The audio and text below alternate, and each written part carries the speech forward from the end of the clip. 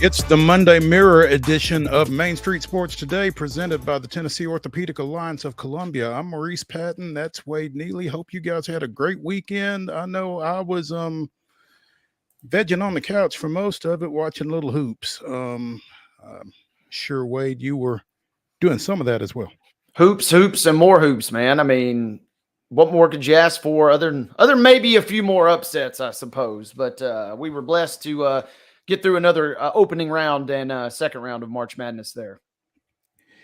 Yeah, and there was one fewer upset than there very well could have been, especially if you were a fan of a orange team from about 3 hours east, because they they were they were gettable Saturday night, and I was reminded of former women's coach Pat Summitt surviving advance, right? So Survive in advance and Sweet 16 Rick, he can at least stash that away for a little bit. But now the pressure, I mean, it just ramps up, right, as we it head into does. this weekend. Never satisfied. Mm-mm. So you get to the 8, right? So we'll be keeping an eye on that as the week progresses. But yeah, big show. We are going to visit in the second hour with NUBYJAS WILBORN, because he and I had the same thought late Friday night as we were watching hoops. Apparently, Rand Carthon is not an NCAA tournament fan, because around 10:30 Friday night, the Titans dropped the bomb that they have traded for and signed Kansas City Chiefs cornerback L'Jarius Sneed. So all of the talk last week of the Titans still needing to address the defensive secondary, well, Hello. find something else to talk about. Because all of a sudden, they are looking pretty solid on the back end. But yeah, we're going to talk to NUBYJAS about how that came about and what it means to this team and, what's left. So. Yeah, they. I mean, we sound semi like a broken record, Mo, in the sense that the Titans, they are not one to be trifled with this offseason.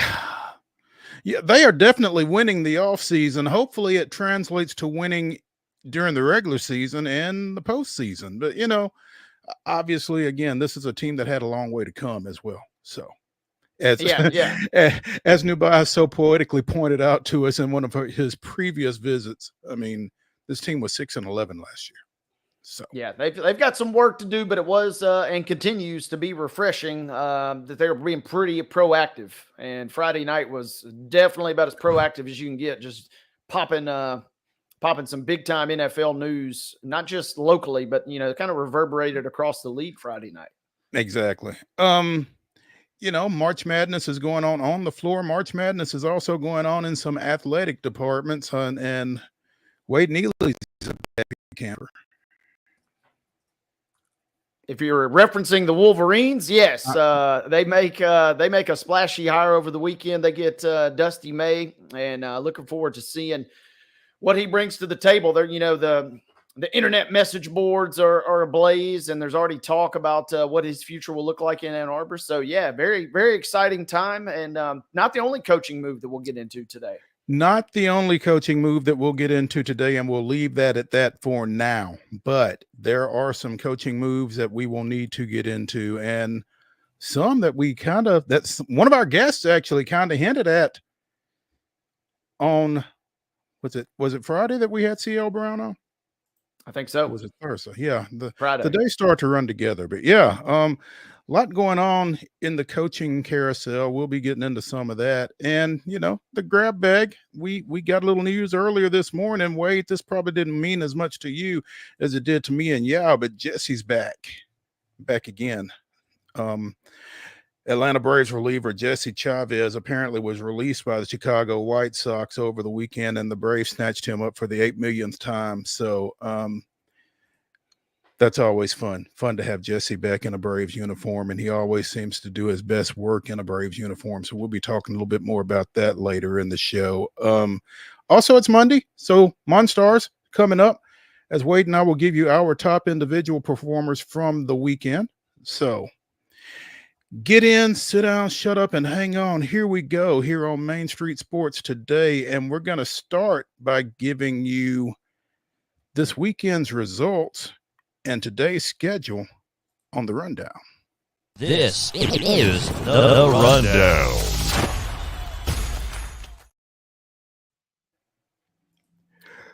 The Monday Rundown is brought to you by Zion Christian Academy. ZCA offers a faith-based, Christ-centered education in Murray County.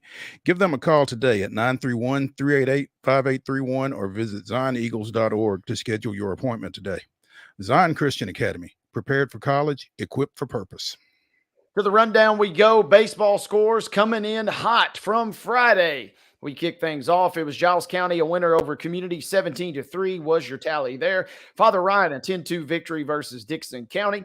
Friendship Christian defeated DeKalb County 7-3. Brentwood Academy 11, John Overton 1. Macon County an 8-1 winner over Springfield. Upperman 5, Stewart's Creek 4, Watertown 13, Pope John Paul II 12. Very high scoring game there. St. Patrick, Illinois wins it 4-1 on Friday over Wilson Central.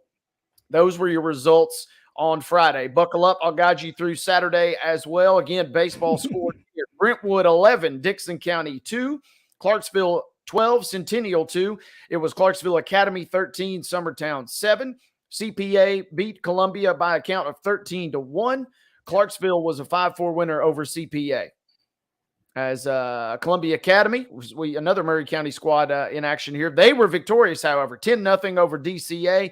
It was Innsworth 12, Waverly 1. Independence a 14-4 winner versus Father Ryan. Lipscomb Academy wins it in a nail-biter, 12-11 over Friendship Christian.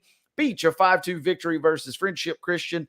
Brentwood Academy takes it from Grace Christian Franklin. 10-0 is your score there. A couple other final scores here, both from Green Hill. It was Green Hill 12, Pope John Paul II 2. Green Hill followed up with an 8-3 victory versus Gordonsville. Also, baseball action. Hardin Valley with a 4-3 win over Station Camp. Henry County blanked Clarksville Northeast 10-0. Lawrence County likewise against Rocket City of Alabama 11-0. Creekwood with a 13-3 win over Lawson. Loretto 8, Mars Hill Bible of Alabama 3, Davidson Academy 7, Montgomery Bell Academy 2, Madison Academy with a 15-0 win over Middle College. Siegel picks up a pair of wins over Middle Tennessee Christian 7-0 and 8-2. Page with a 13-3 win over Clarksville Academy, but the Patriots fall to Summertown 12-4. Red Boiling Springs with a 10-2 victory over Mount Juliet Christian. It was Riverdale 7, Moody of Alabama 6. Also the Warriors 6, Piedmont of Alabama 5. Rossview with a 13-4 win over Franklin. Stewart's Creek defeats Titusville of Pennsylvania 14-5. Rossview with a 10-7 win over Summit. Mount Juliet Christian down Sunbright 11-3, and Wilson Central with a, whoa, I lost it. Hang on. And my scroll bar is not working. Hang with me just a second.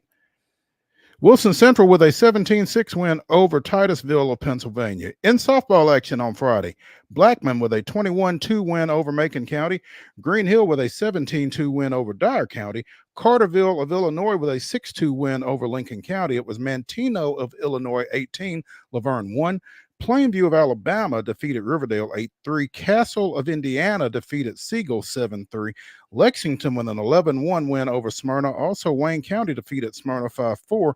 Siegel down South Elgin of Illinois 12-8. Rogers of Alabama with an 11-4 win over Stewart's Creek. Stewart's Creek bounces back for an 11-7 win over Macon County.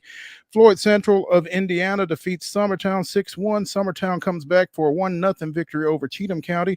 It was Waverly 10, West Creek 0, and also the Lady Tigers of Waverly 3, Rossview 0. Two nice wins for Waverly there. To Saturday we go. Zion Christian defeating Andrean, Indiana. That score was 7-3. Cheatham County, on the other hand, they fell to Andrean, Indiana, 3-1 there to the visitors, or the squad from Indiana, as it were. 16-1 was the tally. Waverly staying hot, folks. They win it versus Clarksville Christian on Saturday. Stewart's Creek follows up with a 7-2 victory versus Dyer County. Floyd Central out of Indiana defeated Siegel 4-3. It was Forest winning a one-run ball game 7-6 versus Creekwood. Centennial knocked off Forest in a second contest 10-2. Page defeats Herscher, Illinois 7-6 is your score there. Davies County, Kentucky 16-1 over Page. Warren, Illinois 9-7 over Riverdale. It was South Warren, Kentucky 9 and Siegel 6. Smyrna an 8-5 winner over South Gibson. Smyrna following up. Buckle up, folks. A lot of Smyrna games. Smyrna, I mentioned, defeating South Gibson 8-5. They knock off Huntsville, Alabama 11-0. And just for good measure, they put a 16-1 win on Page. Great weekend for Smyrna in softball action. Forest defeated Stewart's Creek 7-3. Castle, Indiana defeated Summertown 11-0.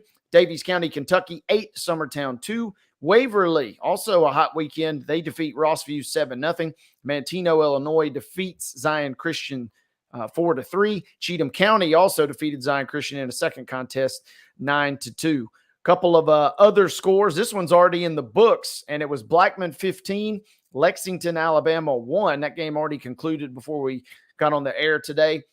And a couple of bonus scores. To the soccer scoreboard we go. These are from Friday. Westmoreland defeated Cosby 4-1. Farragut defeated Gallatin 3-0. Franklin Christian and Giles County played to a 4-4 draw. Crazy game down in Orange Beach, Alabama between those two teams there. Watertown defeated Jackson County 6-2. Murfreesboro Central Magnet 1, St. George's 0. And it was Blackman 1, Siegel 0 to cap your Friday soccer scoreboard. On Saturday, Gallatin with a 6-0 win over Christian Academy of Knoxville. Pike Road High School out of Alabama defeated Giles County 6-1. Boyd Buchanan edges Murfreesboro Central 1-0. And University School of Jackson and Pope Prep played to a 2-2 draw. Girls flag football in Williamson County kicked off yesterday. Summit with a 6-0 win over Franklin. Brentwood down Summit 12-2, and Franklin defeats Brentwood 7-0. It was Centennial defeating Independence 19-16 and Nolensville 18-12. Nolensville with a 7-6 win over Independence. Page with a 13-6 victory over Fairview. Ravenwood also defeated Fairview 21-12, and Page defeated Ravenwood 6-0.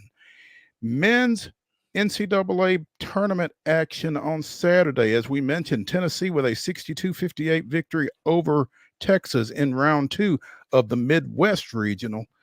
Women's basketball action on Friday in the Portland 3 opening round. After Vanderbilt picked up a first 4 victory, they fell to Baylor 80-63.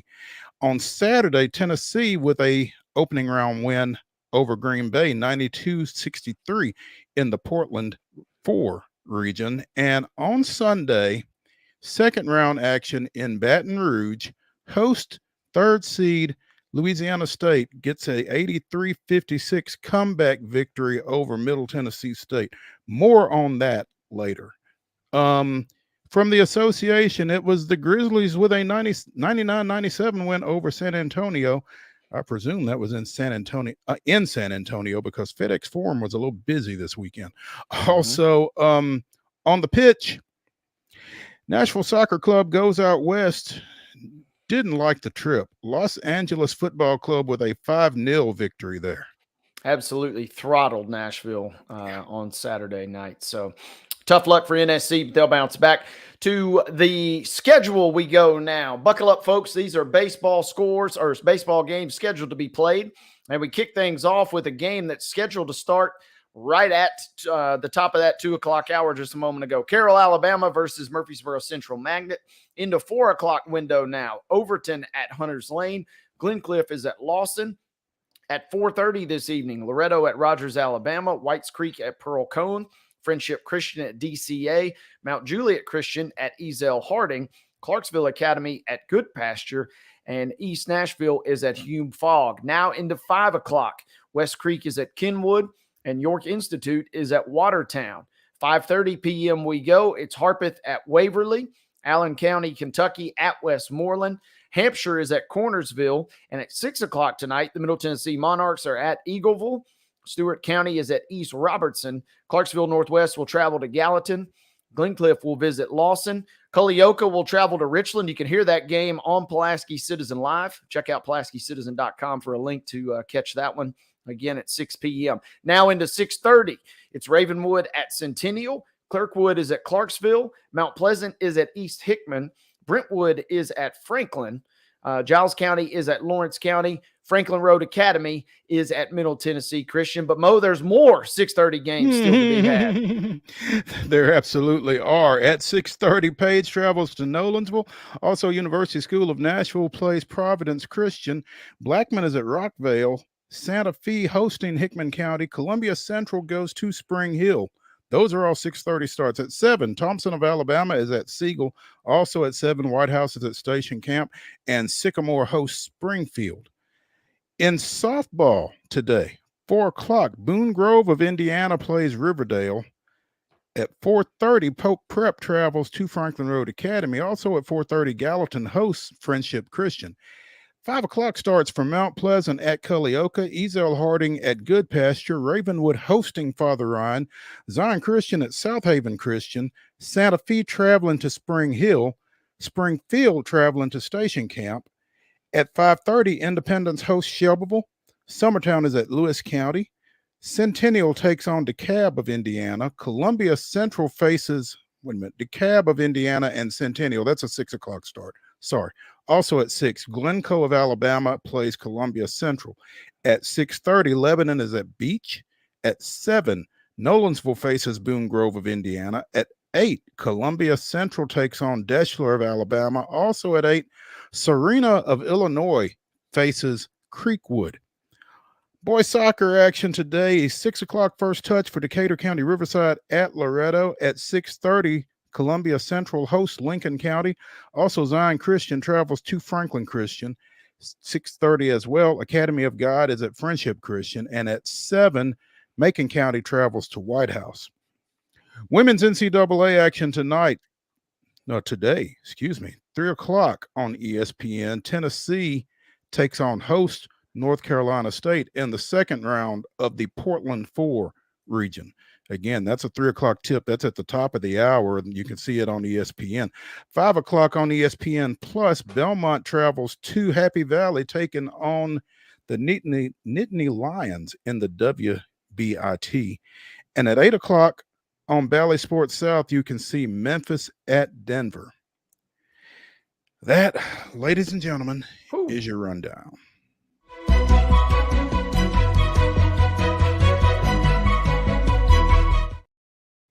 Your top story brought to you as always by Piggly Wiggly over in Neely's Mill here in Columbia. Be sure and check them out for their delicious daily deli lunch options, as well as their hand-cut meats, and everything is cost plus 3 at the cash register. So again, Piggly Wiggly, Neely's Mill, Columbia, our top story sponsor. And Wade, we talked about coaching moves. Apparently, Vanderbilt doesn't have to worry about one any longer. And we talked about, the hot coach. And there may not be one much hotter than Mark Byington, formerly of James Madison, now of West End. The Dukes won an opening round game before they pretty well got throttled by Duke in the second round. But this is a team that won 30 plus games this year, including announcing their presence with authority early this year with a win over Michigan State. So this guy, he might not just be the hot coach. There might be a little bit more to it than that. But he apparently, I don't know that there's anything official out of Vanderbilt, but a number of media outlets are reporting this. So Vanderbilt gets their man. Yeah, it seems like Vanderbilt has identified and found, and it's basically official when his Wikipedia is already up to date. I mean, they got Byington already listed, and you're right, Mo. Many outlets reporting this, and this is an interesting hire in the sense that Vanderbilt has made a couple, quote unquote, splashy hires the last couple of years in terms of name recognition. Their previous two head coaches, at least. And now Byington seems like a little bit of a departure from that, but this guy's got some serious coaching chops. And just kind of quickly chatting with a couple Vanderbilt friends, and they've kind of soured on the program the last few years. They're not all the way excited, but I think they're a little bit excited, as weird as that may sound to be. You're right. He's not just going to knock your socks off with the name recognition, but I think you can see that this seems to be on paper a pretty good hire for the Doors. I mean, like you said, you got the splash with the Bryce Drew hire, given his coaching pedigree and what he had come from and what he had done. You got the splash with Jerry Stackhouse, given his NBA background and everything else. And, again, as CL Brown said when we had him on last week, referring to another program, maybe just go win some games. And maybe this guy is that guy. 32-4 this past season. Again, had the big win over Michigan State early in the year, defeated Wisconsin in the opening round of the NCAAs, and it wasn't close. So, I mean, 4 seasons at James Madison, won 20-plus games each year at James Madison. I mean, it obviously translating that success from a mid-major program to the Southeastern Conference, which incidentally will also be welcoming Texas and Oklahoma next year. Certainly a challenge, but maybe this guy's built for it. Like you said, he's got the coaching chops. So we'll see how that works. And again, a number of outlets, including the Athletic, reporting Mark Byington to Vanderbilt. So see how it goes. Yeah, and I think if you're a Vanderbilt fan, you're, like I said, you're not just absolutely blown away by this, but at the same time, this is cautiously optimistic is probably where you put it. Very well said. And yeah, couldn't agree more because, even on the Athletic, you talk about Stackhouse, they use this term, kind of an outside the box hire in the sense, right? I mean, you're kind of plucking him from the NBA ranks, and obviously you've got the name recognition, and it seemed like the strategy was kind of just hope that the name recognition is going to do enough in the recruiting that you almost don't have to worry about the X's and O's and the rest of the things that go into coaching. And this seems like very much a departure from that, which may be a little disconcerting, but I think if you're a Vanderbilt fan, you're just looking for, to win some games, get some consistency. And the good news is in basketball, it doesn't take a whole lot to turn your program around. You have 1 or 2 good seasons and suddenly you're right back in the thick of things. And you're kind of saying bye-bye to some of these lean years. Absolutely. And I mean, it's not as if Vanderbilt has never won at men's basketball before. Right. So let's take a break here on Main Street Sports today as we come to you from the Lee Company studios of our respective homes. We will be back after this break, and we will be joined by former Tennessee State Athletics Director, former Women's NCAA Selection Committee member, TERESA PHILLIPS. I really want to talk some women's basketball today, and nobody better to do it with than her. So stay tuned when we come back.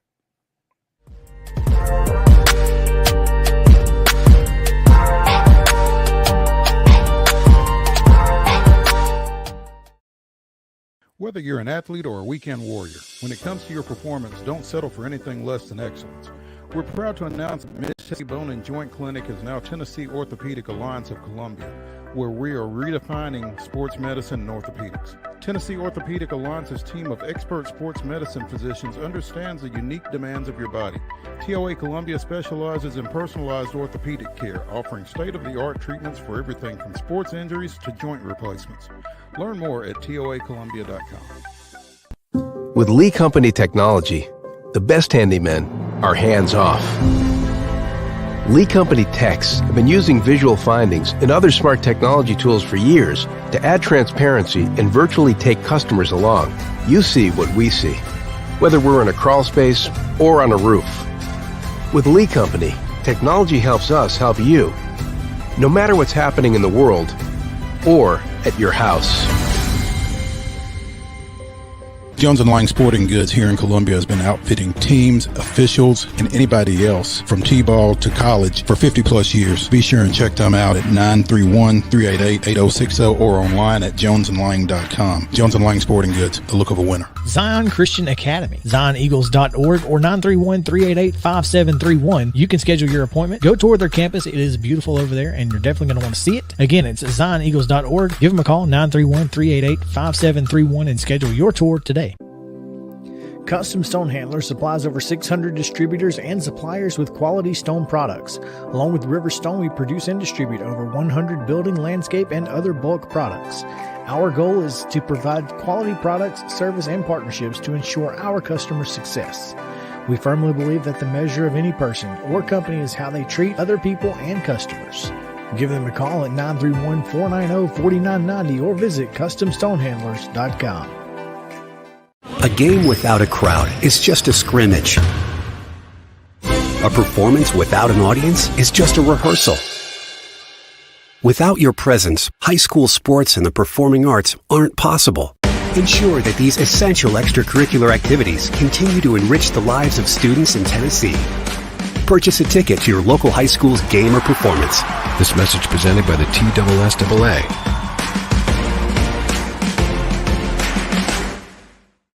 Piggly Wiggly, located in Neely's Mill Shopping Center, is Columbia's locally owned and operated Cost Plus 10 grocery store dedicated to serving the community with low prices and smiling faces.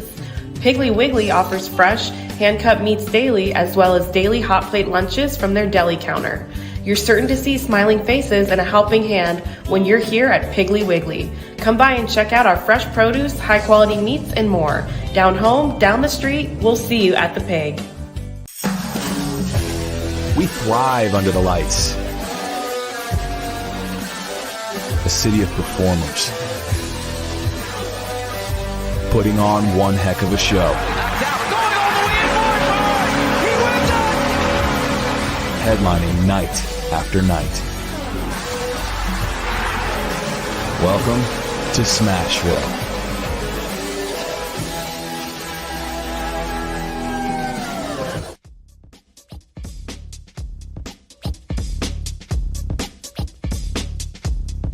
Welcome back to the Monday Mirror edition of Main Street Sports Today, presented by the Tennessee Orthopedic Alliance of Columbia. I'm Maurice Patton. That's Wade Neely. We are coming to you remotely from the Lee Company studios of our respective abodes, and we are now joined by former Tennessee State University Athletics Director, again, former NCAA Women's Tournament Selection Committee member, TERESA PHILLIPS. Coach, good afternoon. How are you guys? I'm doing well. I'm slowly getting over the events of Baton Rouge from last night or yesterday afternoon, and let's kind of start there, because if the quicker I can get this off my chest, the better off we'll all be. Anybody that knows me knows I'm an MTSU graduate. I'm an MTSU stan. I love this Lady Raider program, and just because I'm biased doesn't make me wrong. No. TERESA, how bad was that officiating? It was bad. Okay, thank you. Bad. And because it was bad, and because of the early calls, I always say if officials can make early calls against an underdog, they can kind of take them out of the game, because they know as the game goes on, that's going to come back to haunt them. Exactly what happened with MTSU. They got depleted of their players, and the players, when they were out there, the big girl, etc., just, they couldn't play at full. It just kind of knocks the whole wind out of you. And that LSU is a physical team. I don't think physical is a bad word. They're physical. Mm-mm. So, the 37-9 disparity, I think that's what it was on the free throw line. Mm-hmm. I don't know how you overcome that. That's the question. And it's it was bad. It's tough. And I mean, LSU doesn't need any help is the thing. No. We have a family, we are big into sports in my family. And so I have a nephew, Dan, who played at Tennessee State, my son, Kyle, my other son. We have a family text. We're watching the game. As a matter of fact, Ole Miss is getting throttled last I looked by Notre Dame right now. So I'm not mad that I'm on this interview. Because that game is over and Tennessee doesn't start at 3. But the first thing that they were all saying is, these calls are ridiculous. These calls are intentionally going to take MTSU out, and MTSU was leading. They were leading when we were still saying that. But Mhm. the game, that eventually LSU is going to play a little better. And if we have people sitting on the bench and not out there competing against them when they kind of do a little bit better, because MTSU has a great game plan. Let's just be honest. They have one of the best coaches in the country in Rick Insell. And their talent wasn't quite on the same level, their size, their bench, but that was a game they would have won. I really think. I mean, that's unfair to say. I'm not on the committee, so I can say whatever in the heck.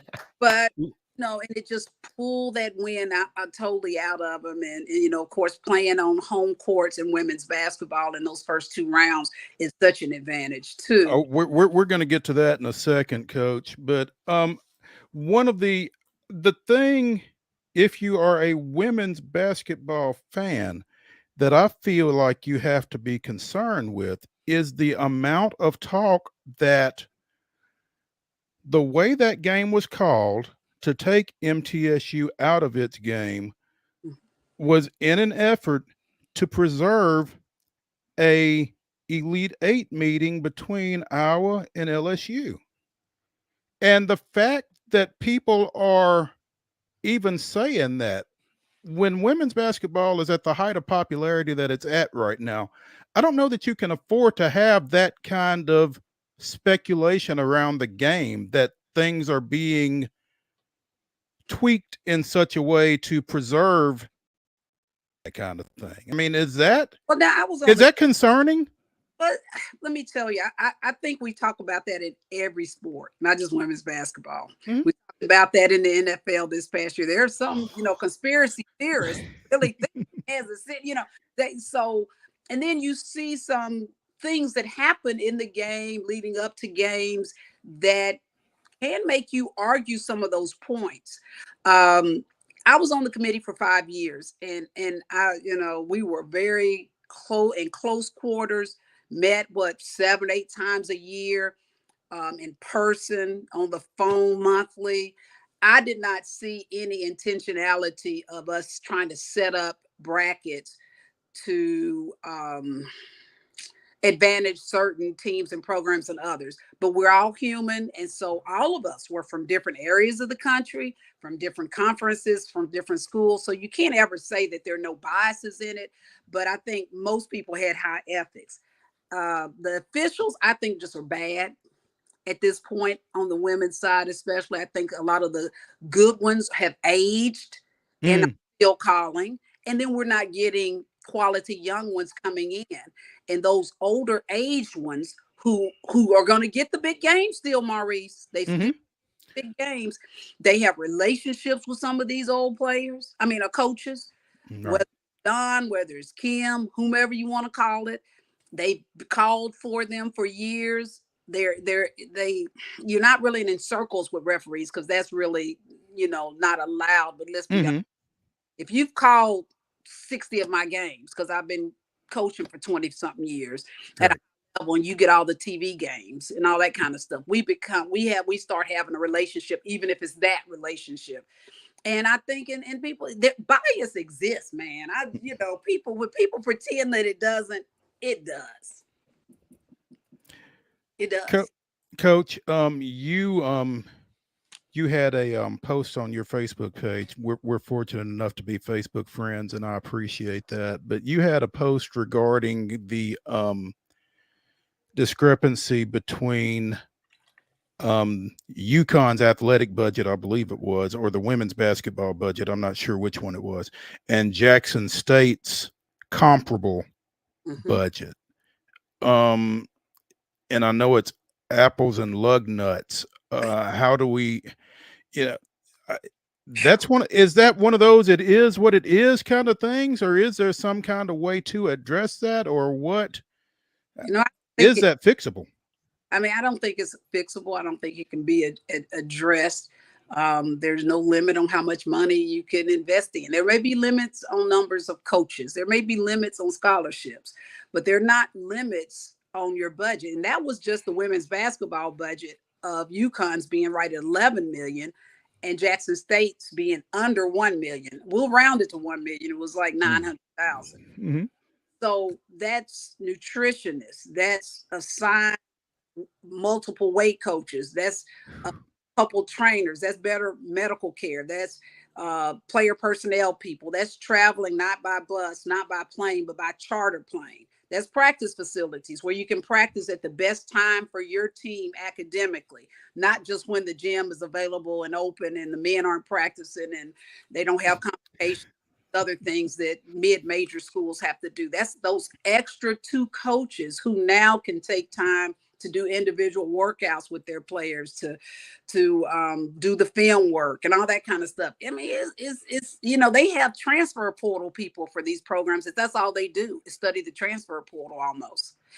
And so it's a start. And so when one of these lower seeds beat an upper seed, because I think MTSU's budget is on like 2.6 million women's basketball budget, and we know LSU's is as much as UConn's at least. Yeah. Mm-hmm. Oh, yeah. And that's a healthy budget. 2.6 million. That's You should be able to do pretty much whatever you need to do with that, right? But when the other guy has 11, 12 million, mm-hmm. And like that goes back to what you said. LSU didn't need any help, did they? So yeah. I always laugh and say, why don't they give the underdog a couple of calls? The benefit of that. That ain't happened yet, man. So but the disparity, Division I, because both of these are Division I schools. Mm-hmm. Disparity. At least football has FCS, FBS, and Power 5, and I guess everybody else. And I just think in 10 years the NCAA is going to be toast anyway. So I don't even know what we're talking about. That's a whole. Yeah. That's a whole. Put a pin in that one. Yeah. Hold on to that. I'm going to be talking about that a lot. Yeah, we can come back and chew on that one for a long time. Hey, Coach, while we got you here, looking through the bracket, you kind of touched on it. There weren't a ton of quote unquote upsets, but what was one or two big storylines? What were you kind of fascinated by this weekend outside of MTSU, which we obviously were kind of glued to on both Friday and Sunday? MTSU, of course, was a great.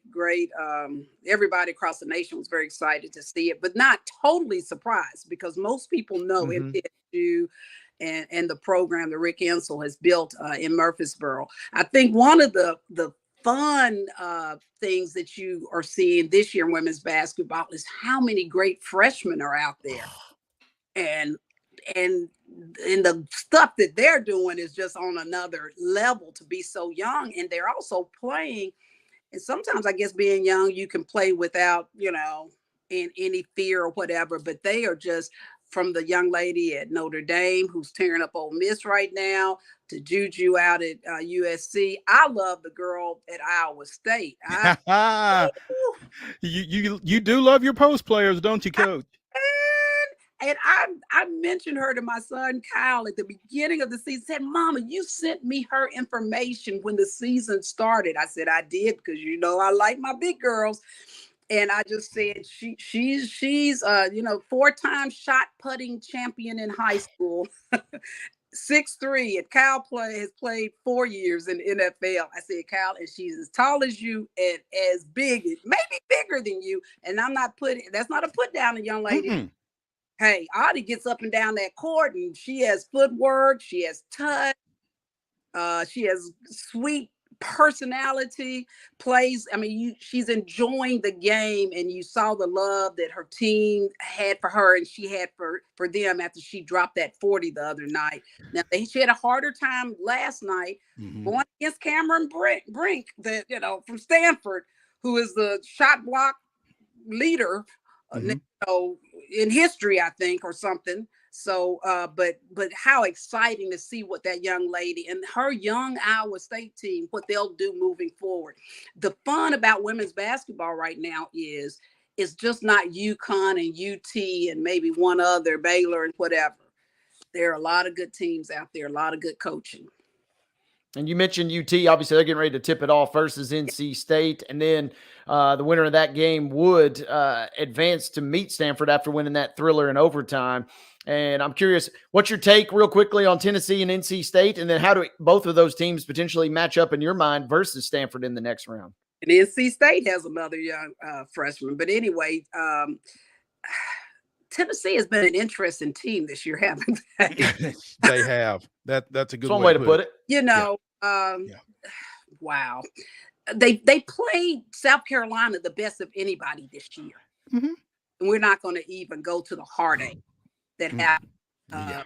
night. You know, I'm a Vanderbilt Commodore down and whatever, but I'm from Chattanooga. I'm from East Tennessee, so I'm still a Lady Vol fan. Mhm.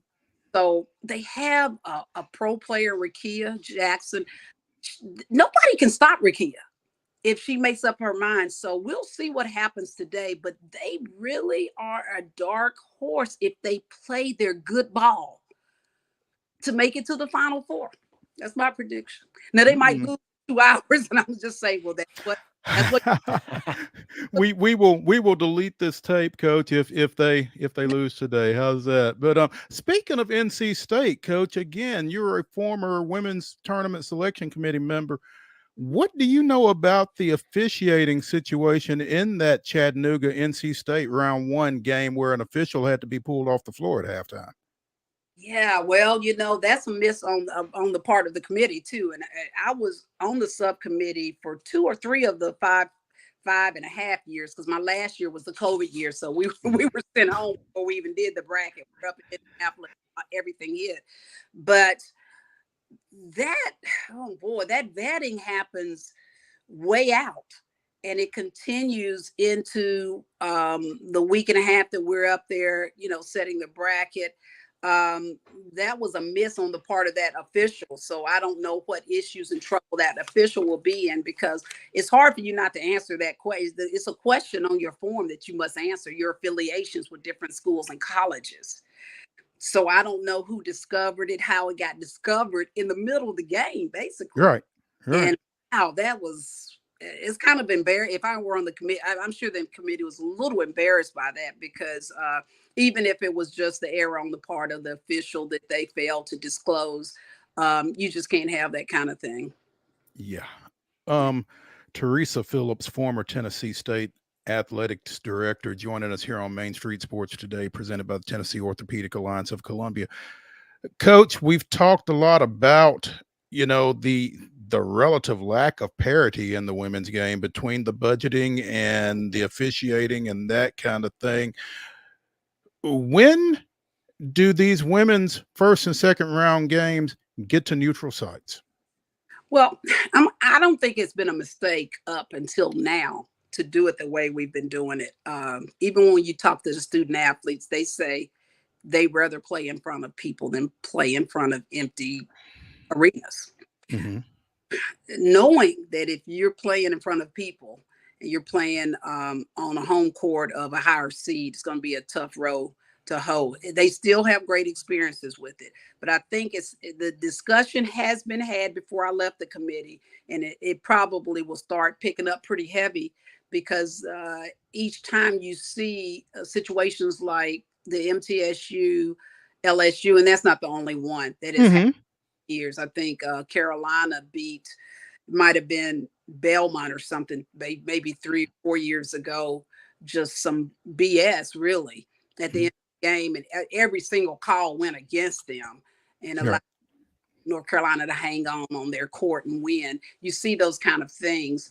And so they're going to have to just be a little bit more creative. I think one of the things that went into play last year, if you remember, instead of having 4 regions, the women now just have, I guess, 2 regions. You wouldn't call it a region. But 2 sites, I guess. Yeah. Thank you. 2 sites to try to gather the folks, to get everybody in that area but it's tough to be completely fair, as you know.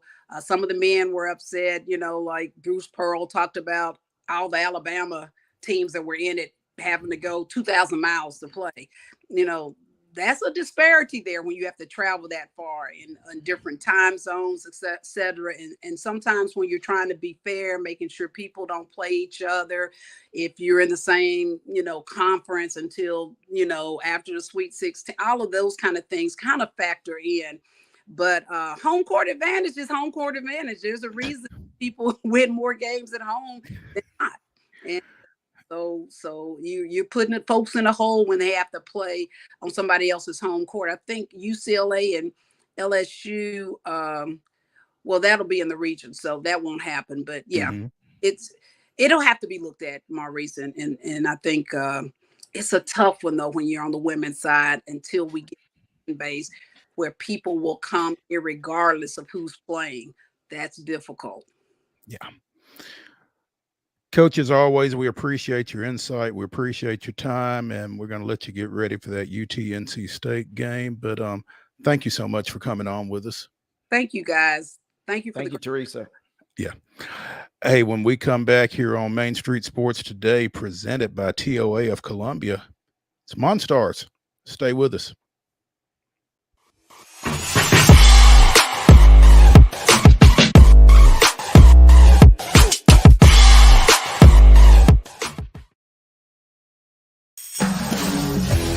We thrive under the lights.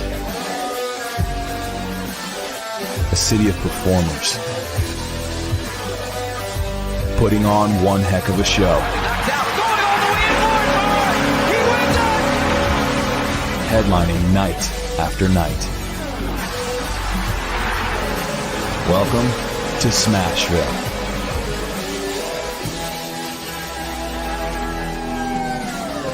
Whether you're an athlete or a weekend warrior, when it comes to your performance, don't settle for anything less than excellence. We're proud to announce that Mid-Tennessee Bone and Joint Clinic is now Tennessee Orthopedic Alliance of Columbia, where we are redefining sports medicine and orthopedics. Tennessee Orthopedic Alliance's team of expert sports medicine physicians understands the unique demands of your body. TOA Columbia specializes in personalized orthopedic care, offering state-of-the-art treatments for everything from sports injuries to joint replacements. Learn more at toacolumbia.com.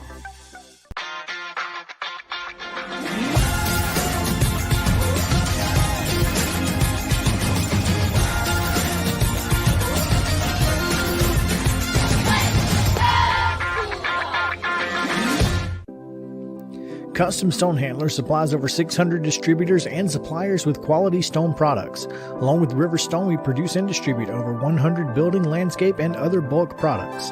Our goal is to provide quality products, service, and partnerships to ensure our customers' success. We firmly believe that the measure of any person or company is how they treat other people and customers. Give them a call at 931-490-4990 or visit CustomStonehandlers.com. A game without a crowd is just a scrimmage. A performance without an audience is just a rehearsal. Without your presence, high school sports and the performing arts aren't possible. Ensure that these essential extracurricular activities continue to enrich the lives of students in Tennessee. Purchase a ticket to your local high school's game or performance. This message presented by the TSSAA.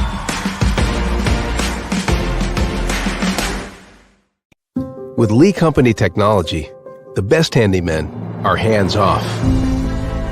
Lee Company techs have been using visual findings and other smart technology tools for years to add transparency and virtually take customers along. You see what we see, whether we're in a crawl space or on a roof. With Lee Company, technology helps us help you, no matter what's happening in the world or at your house. Piggly Wiggly, located in Neely's Mill Shopping Center, is Columbia's locally owned and operated Cost Plus 10 grocery store dedicated to serving the community with low prices and smiling faces. Piggly Wiggly offers fresh, hand-cut meats daily as well as daily hot plate lunches from their deli counter. You're certain to see smiling faces and a helping hand when you're here at Piggly Wiggly. Come by and check out our fresh produce, high-quality meats, and more. Down home, down the street, we'll see you at the Pig.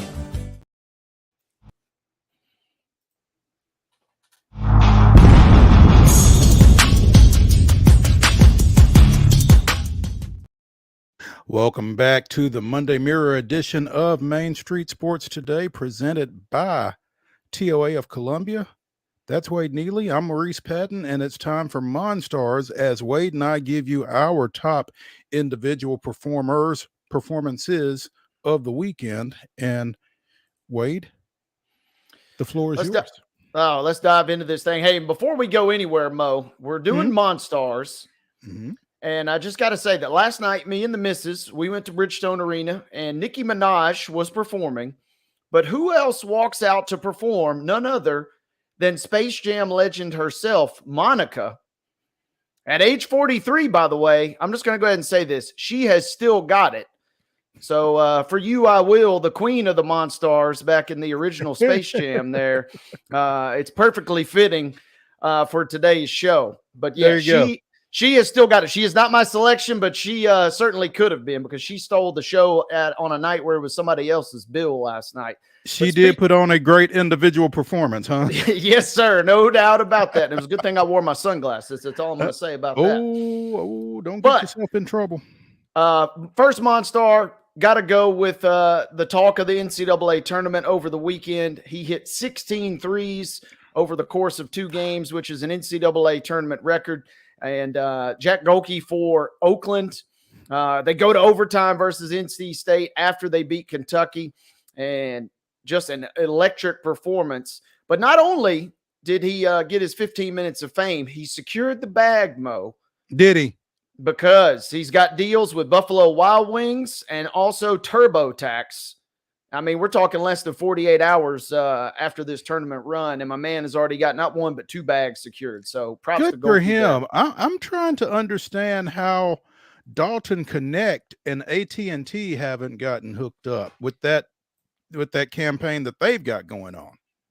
I feel like, yeah, you're onto something. You might could sneak in there with the little agent cut right there because that seems like a no-brainer to me, right? It does seem like a no-brainer, but then as Yao would tell you, so does Connect 4. How he's not number 4 is kind of we're missing that one. Somebody in Knoxville kind of dropped the ball on that one. I got my ideas, but I'm gonna leave that alone.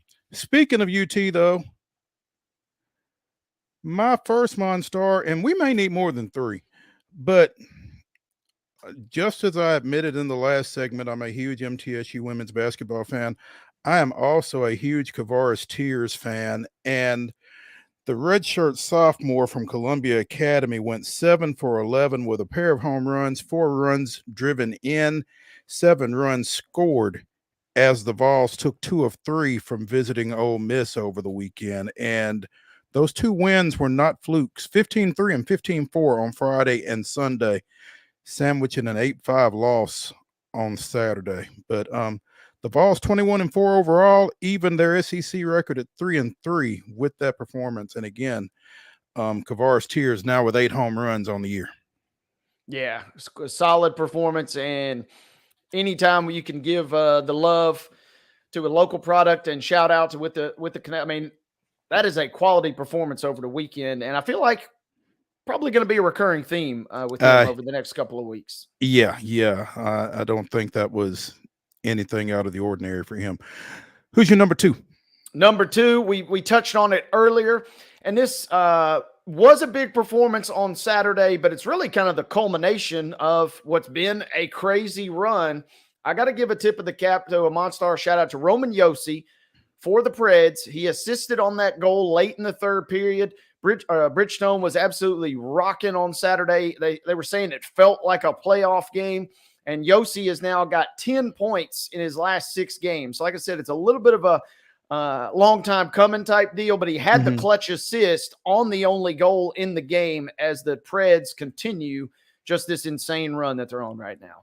Well, you're going with the alley. I'm going with the oop. Philip Forsberg with that goal with 5 minutes left to give the Preds a 1-0 win over the visiting Detroit Red Wings after getting his first fighting major in 4 years. We were at an establishment Saturday. Couldn't get into Bridgestone, but we were watching that downtown, and it was one of those deals, you're sitting there, you're kind of watching, you're kind of eating your food, and then you glance up, and everybody at the same time says, holy crap, a fight is breaking out. And then I look up, and I said, holy crap, it's Forsberg. Forsberg's the one throwing the haymakers there. So all around, just great performance from Forsberg, obviously getting the goal. I mean, hey, and the reason, and somebody asked me, why are they still allowed to fight in hockey? And I guess that is a fair question to an extent, but it's crazy what little things like that the rest of the team picks up on. And they say, if this dude is willing to go out there and put it on the line when he's not a fighter, That kind of lets us know all we need to know about where we're at with team chemistry, and they use that to their advantage. Yep. That was huge. As they are now 15-0-2 in their last 17. Unreal. Amazing stuff. I mean, they were literally out of the playoffs entirely, out of the picture really entirely, and now they're all but a lock. They're looking at the calendar, one or two more games, one or two more wins, and probably getting this thing wrapped up. Yeah. Number three, I got to go off the grid. That is a little bit of a pun. I apologize, but if you watch any Formula One, and this is a twofold. Carlos Sainz got the win this weekend. But perhaps he's not only the MON-STAR for doing that, he's the MON-STAR that finally knocked off Max Verstappen, who had won 10 races in a row. And Max, to me, is kind of like one of the MON-STARs on Space Jam. He's one of the bad guys. He's just this, not muscled up literally, but his car's muscled up. He always wins.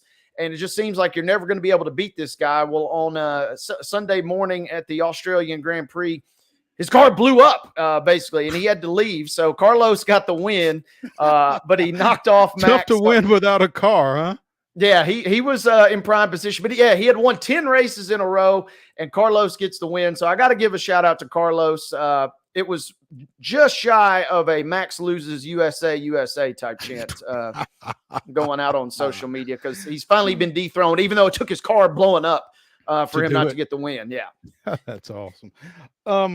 Okay, so Coach Phillips kind of took my Audie Crooks shine with her 40-point performance on 18 of 20 against Maryland in the opening round. I'm gonna save the MTSU no-hitter until we get Chip on tomorrow. So, by process of elimination, DJ Burns, North Carolina State, 24-11 in their overtime win against Oakland. That was last night, wasn't it? I think you're right, and I'm like you, Mo. These days are kind of running together here in the last couple days. I can't remember if it was last night or if it was Saturday night. No, it was last night. Anyway, DJ Burns in the second round scored 24 with 11 boards, and North Carolina State, 11 seed North Carolina State, advanced with an overtime win against Oakland against the Gold Key kid. So yeah. Again, the days are starting to run together, man. It's been a rough stretch. So hopefully we can get some of this ironed out as we head into this. Go ahead. I will say this, that I do love the fact that if you're thinking you're going to have a basketball hangover, if obviously you're into women's basketball, which we love on this show, you just get to roll right into it. I mean, I love the way that they've staggered the tournament. So you get some action even on a day when you wake up and you're like, oh no, what am I going to do till Thursday? If you're a fan of the women's game, you just get to keep rolling right on into this thing today. Absolutely. I hate that this UT game is so early because I won't be able to pay a whole lot of attention to it here until hopefully halftime. Yep. So we'll see how that goes. But that's hour one of the Monday Mirror edition of Main Street Sports Today. Come back to the Lee Company studios for hour two. At around 3:25, we will be joined by NUBYJAS WILBORN talking little Titans. But when we come back, more March Madness. It's not going away. So Wade and I will discuss a little bit more when we come back after the break. Stay with us.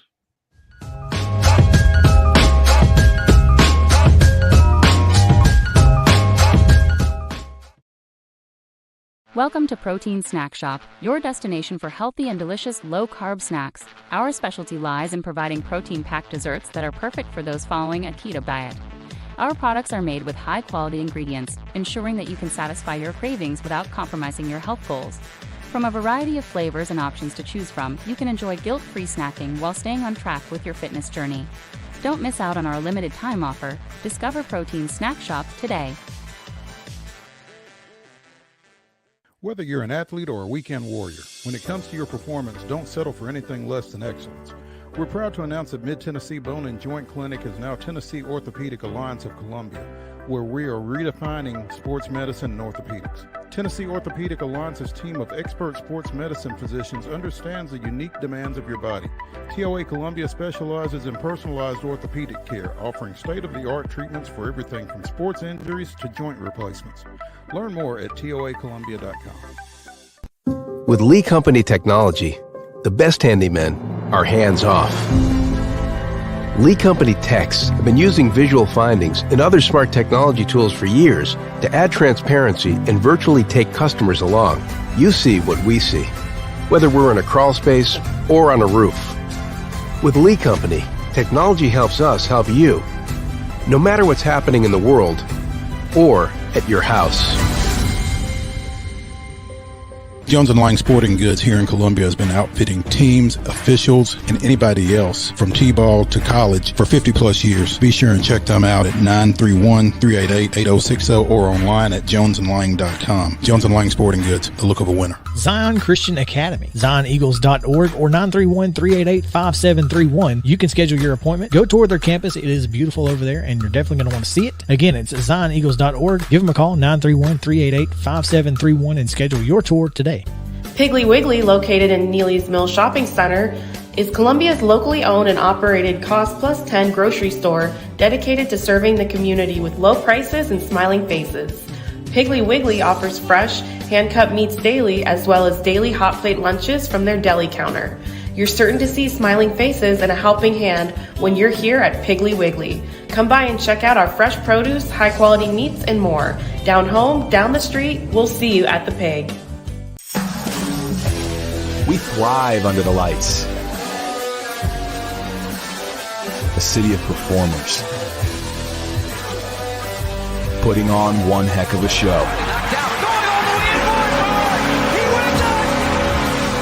Headlining night after night.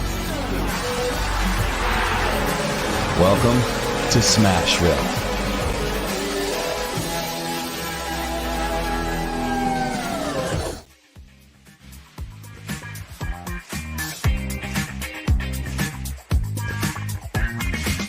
It's the Monday Mirror here on Main Street Sports Today, presented by TOA Columbia, as we look back at the weekend that was. I'm Maurice Patton. That's Wade Neely.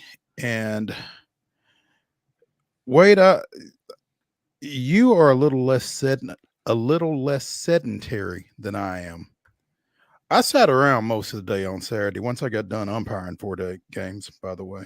But I watched this UT Texas game. And it was pretty amazing that they actually won this game while shooting 3 of 25 from behind the arc.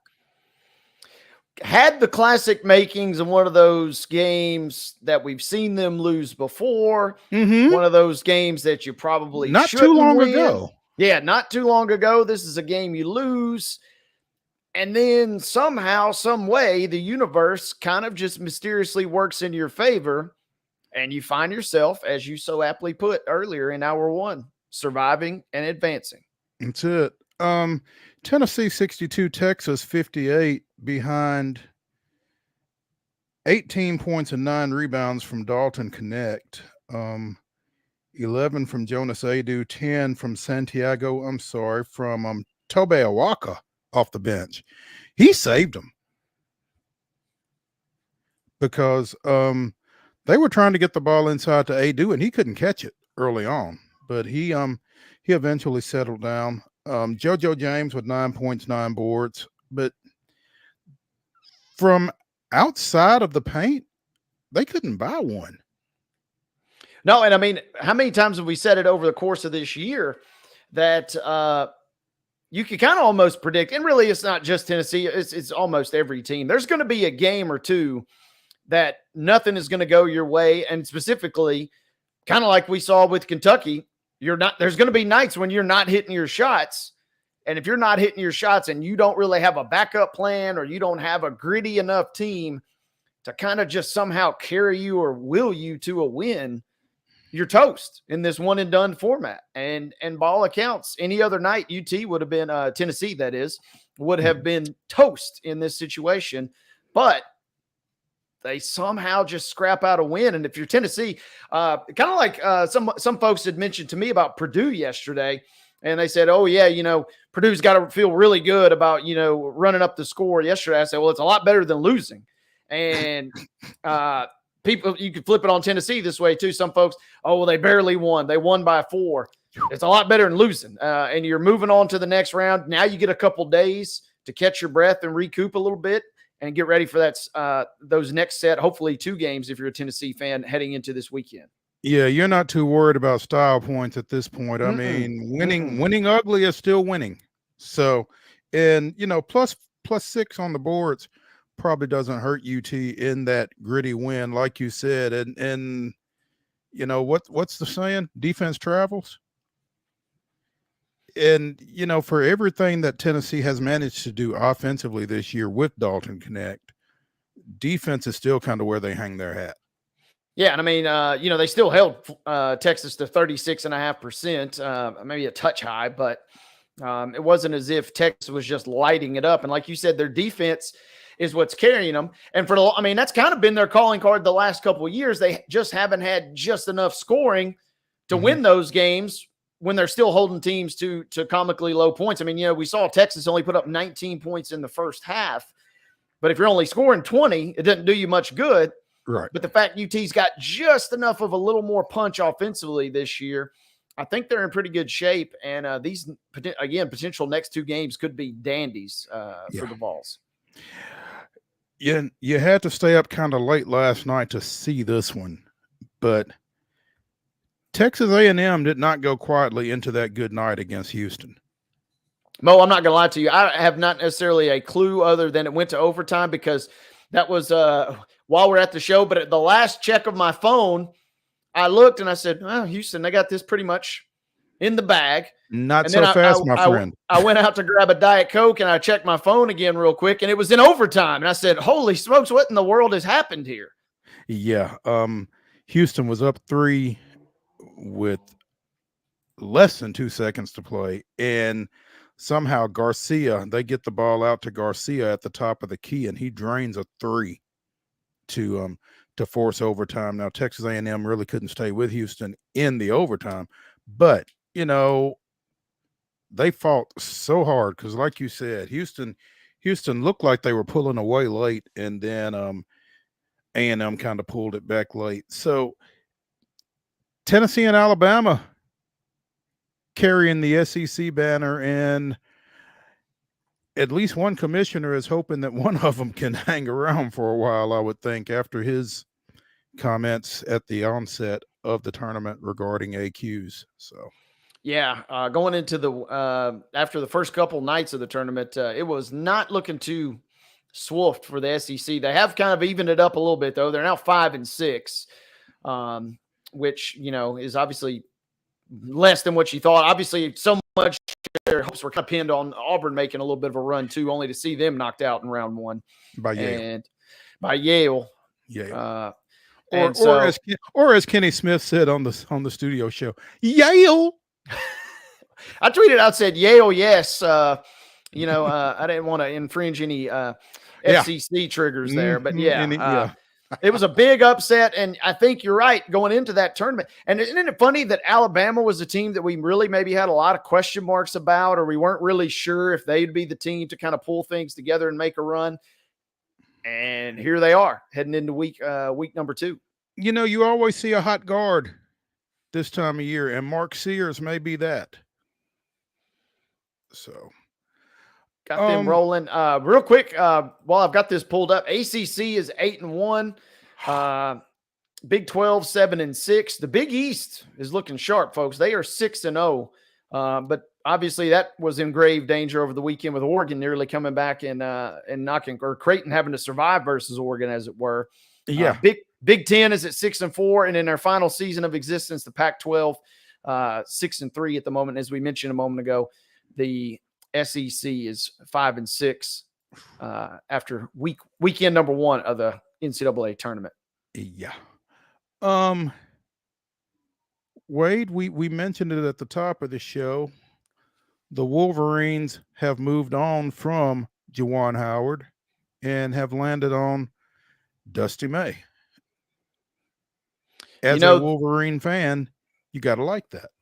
Yeah, and this was a hire that the real question coming into this for me, and I consider myself a pretty objective fan. The real question is Michigan a big enough job to attract a big-time coach? And you're at a quote-unquote football school. Louisville's out there. Louisville was the real hot competition, I think, for Dusty May. And I think a lot of Michigan fans, they're kind of really in a state of shock. They're not really sure what – I think everybody kind of universally likes the hire. But I think really anything, kind of like with the Titans and their offseason, we're kind of in a little bit of shock right now because Michigan has had a track record of not necessarily going out and getting the big names or the splashy names or the surefire thing. And they kind of outbid Louisville by all accounts, it seems. And kind of a surprise, but kind of universally lauded this grade. I'm glancing on a blog, umhoops.com, great stuff there. And they have the national grades, and it's virtually A's across the board. Jeff Borzello from ESPN giving it a B+. But I mean, if you're going to tell me the lowest grade is a B+, I'm excited about this. And kind of like Vanderbilt, a track record of winning. The big thing with Michigan with Dusty May coming in, and this is the world we live in, Mo. And I do love this. He's kind of put his flag in the ground and said he's a big high school guy, and he's not going to go into the portal as much, which obviously is buyer beware these days. But the real interesting thing, Michigan's roster needs a lot of work in a short amount of time, and Florida Atlantic has 3 really good guards that have 1 year of eligibility left. As a Michigan fan, it would be a real shame if those guys ended up in maize and blue next year. Yeah, that'd be tough to take, wouldn't it? Because if not, then yeah. And so that's the interesting thing, right? Is you could probably turn that into a decent little season next year if you could get at least 2 of those guys. Just to kind of get your feet up under you, yeah. And so that's the question, kind of like we've seen with Casey Alexander. Do you kind of rethink your strategy if you're Dusty May, or is it one of those, hey, we'll do what we got to do to get by the first year, and then I'll kind of go back to more recruiting the local talent and the high school level talent? So it's going to be very interesting. That is going to be interesting to see what approach he takes, both short term and long term, like you said, to replenish that roster and, going forward, because we've had so many folks on that, like you said, in the world we live in, I mean, you can't discount, you can't ignore the transfer portal. It's there. And, you're gonna have to delve into it. I think it's a question of to what degree at this point. Yep. And the other big thing for Michigan after all this is athletic director Ward Manuel. He had kind of come under a lot of scrutiny over the last couple of years with the handling, obviously, of the Harbaugh situation and just the whole Spygate, if you will, scandal at large. Also, the Juwan Howard, that was his guy that he went out and got. And so the fans, a little uneasy. But the fact that he made it known that he wanted to go out and get Dusty May and got Dusty May, I think that buys him a lot of credit too. And I think Michigan's going to be in pretty good shape. And again, it's just kind of refreshing because as much success as they've had, the one national title in the 80s and then a couple runs in the 90s and then in the early mid 2000s here, they're not known as a basketball blue blood by any stretch. So the fact that they're able to go out and get somebody of decent caliber, it's kind of nice to me that you're not having to kind of get rejected a couple times before you finally get the guy you really want. All right. And before you finally get somebody, I suppose.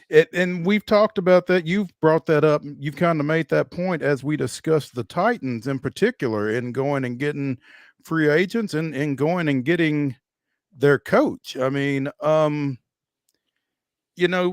identify your guy and then go and secure your guy, there's something to be said for that, I think. I think so. And again, same deal as the Titans. Exactly. I'm not sure how to act right now because this is kind of unfamiliar territory in the sense that, especially with basketball, Michigan has kind of struggled over the years. Obviously hit a home run with Beeline but that I don't think at the time was their necessarily first choice. And then Juwan kind of was the perfect storm, fantastic fit at the time. But I think a lot of folks were going to be prepared to be disappointed. I think that's where I'm going with that, is that we were kind of prepared to be disappointed, but you get May.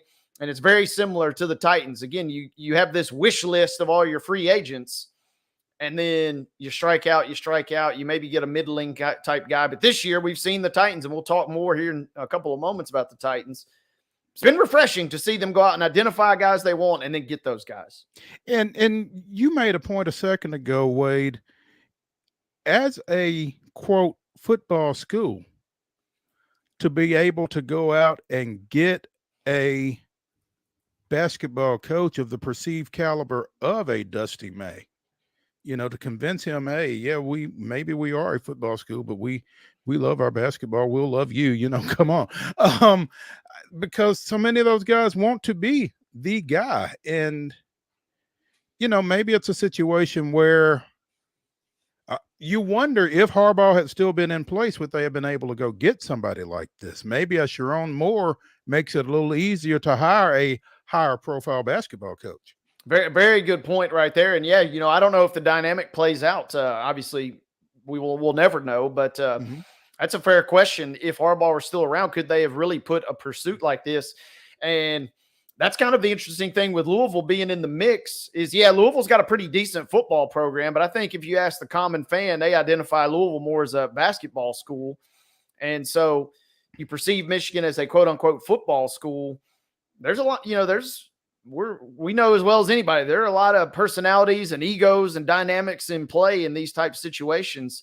And yeah, it's been a real sliding doors type moment. If Harbaugh were there, maybe if they would have landed May, or if they would have had to go down the list further and try and get somebody else. Right. You mentioned Louisville. Again, we spoke to Louisville Courier-Journal's columnist C.L. Brown on Friday, and as he talked about their situation, one of the names that came up was Franklin Road Academy graduate Will Wade. Maybe you just go out and win some games, was the quote, I believe, from CL. And he has certainly done that at McNeese, and he's basically done it everywhere he's been. Now, the devil's in the details or not. Maybe if you don't care how you go win some games and you just go win some games. And, as Yao has said previously, maybe some of the things that Will Wade was doing that got him in trouble are no longer troublesome. Yeah. And that's the thing, right? Certain schools, they kind of embrace the, win at all costs. We'll put up with a little potential scandal here, a scandal there. Louisville certainly prone. I'm not a bitter Michigan basketball fan at all. I was in the building when Louisville beat them that night for the title. You are definitely speaking black and red language right there. Kentucky's been known, the state of Kentucky, that is, they've been known to, turn a blind eye to certain things over the years. So I tell you this, it wouldn't be a bad hire, I don't think, outside, just from coaching and recruiting and potentially turning your program around and getting them back on their feet. If I'm an AD, I'm not necessarily saying no at that point. Yeah, and you feel like this guy's coaching in Lake Charles, Louisiana. You feel like if that's your guy, you can go get him. So that'll bear watching, especially now that Dusty May is out of the mix, obviously. Also, being connected with that job, Mick Cronin, Scott Drew, and Indiana State's Josh Schertz. And after what happened to the Sycamores on Selection Sunday, he might be ready to raise up. Yeah, I feel like we've seen that. I can't think of any off the top of my head, but I feel like we've seen that scenario too, right? Where you want to go to the dance and you're sitting there holding. And you feel like you've done everything that you can do to go to the dance, and you still don't get to go. And imagine that, right? But clearly it's where I'm at. And then you're the coach at Indiana State, and you're looking and you're seeing Virginia getting in, and you're like, well, I could go to Louisville and do that. Right. I could mimic that if all I got to do is what they did to get in the tournament. Yeah. Right. I'm having to beat the brakes off of the program and drum up support, and I'm having to go to picnic lunches and do everything possible just to get I've got fans to Indiana State. I've got zero room for error. Yeah, 100%. Zero margin for error. Whereas you go to a school like Louisville, all right, if I can sneak in the tournament, and we've seen some coaches pursue that route. We've seen some coaches say, you know what, I like what I've got and I want to stay. I'm committed to the school where I'm at. Mm-hmm. So that will certainly be a name to watch.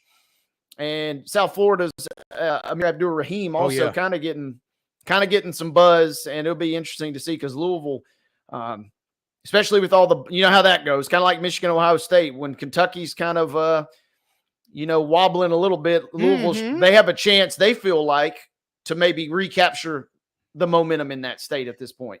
And I would imagine from a Louisville standpoint, again, as connected as Dusty May was to that vacancy, to see him not come, Louisville can't be involved with too many more people and not get a guy, right? Just from an optics standpoint, you've got to be able to kind of save face with this search at this point and get somebody who you can pass off as, okay, so he wasn't our first choice, but he was definitely our second. 100%. And that's the interesting thing reading into the Michigan side of things is I think everybody's still kind of semi-shocked because you're telling me you get Louisville, a program obviously that we've seen do some great things, but it's kind of downtrodden in the last several years, but it's kind of that sleeping giant, right? And the fact that you're able to win that bidding war, as it were, or whatever, turned the tables there. You are 100% right when you say that Louisville, they cannot afford to swing and miss on too many more guys at this point in terms of public perception. Exactly. Yeah. Let's take a break here on Main Street Sports Today, presented by TOA of Columbia. When we come back, we will be joined by friend of the show, NUBYJAS WILBORN of AllTitans.com. Stay with us.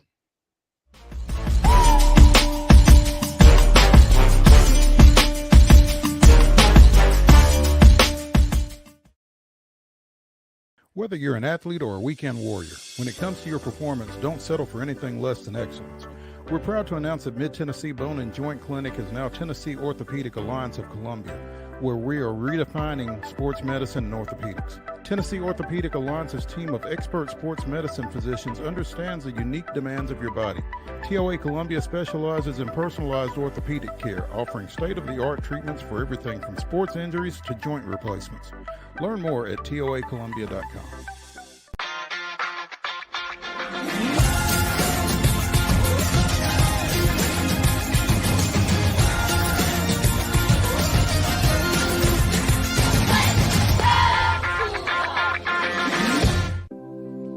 Custom Stone Handler supplies over 600 distributors and suppliers with quality stone products.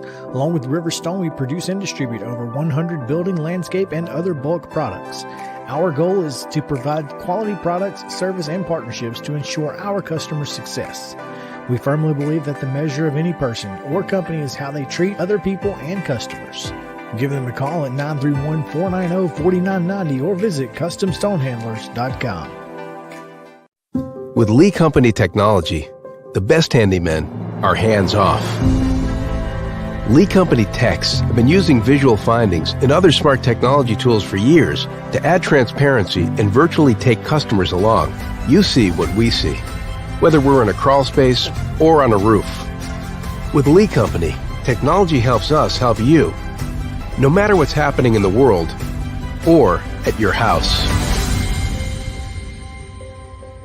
Piggly Wiggly, located in Neely's Mill Shopping Center, is Columbia's locally owned and operated Cost Plus 10 grocery store dedicated to serving the community with low prices and smiling faces. Piggly Wiggly offers fresh, hand-cut meats daily as well as daily hot plate lunches from their deli counter.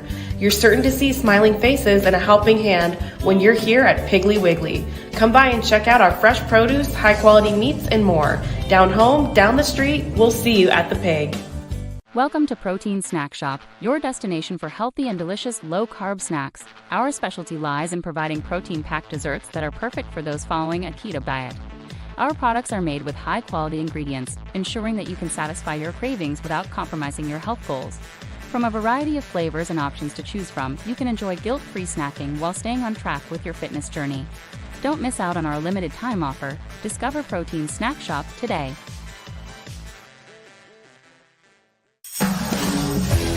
We thrive under the lights. A city of performers. Putting on one heck of a show. Headlining night after night. Welcome to Smashville.